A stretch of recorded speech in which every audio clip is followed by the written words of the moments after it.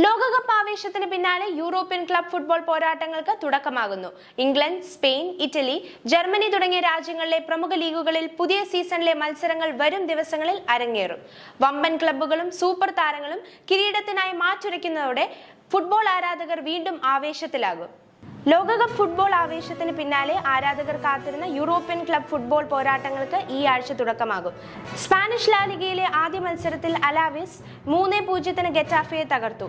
നിലവിലെ ചാമ്പ്യന്മാരായ ബാഴ്സലോണയും റയൽ മാഡ്രിഡും ഈ ആഴ്ചയുടെ സീസണിലെ ആദ്യ മത്സരത്തിനിറങ്ങും. കഴിഞ്ഞ സീസണിലെ കിരീട പോരാട്ടത്തിന്റെ ആവർത്തനത്തിനാണ് ആരാധകർ കാത്തിരിക്കുന്നത്. ലോകകപ്പ് ഡ്യൂട്ടി കഴിഞ്ഞ് തിരിച്ചെത്തിയ താരങ്ങൾ ഇതിനോടകം ക്ലബ്ബുകൾക്കൊപ്പം പരിശീലനം പുനരാരംഭിച്ചിട്ടുണ്ട്. പെഡ്രി, ഗാവി, ലാമിൻ യമാൽ തുടങ്ങിയ യുവതാരങ്ങളിലാണ് ബാഴ്സലോണയുടെ പ്രധാന പ്രതീക്ഷ. യുവതാരങ്ങളുടെ വേഗതയും പരിചയസമ്പന്നരുടെ മികവും ഒരുമിച്ച് കിരീടം നിലനിർത്തുകയാണ് ബാഴ്സയുടെ ലക്ഷ്യം. മറുവശത്ത് റയൽ മാഡ്രിഡും ശക്തമായ ടീമുമായാണ് പുതിയ സീസണിനെ നേരിടുന്നത്.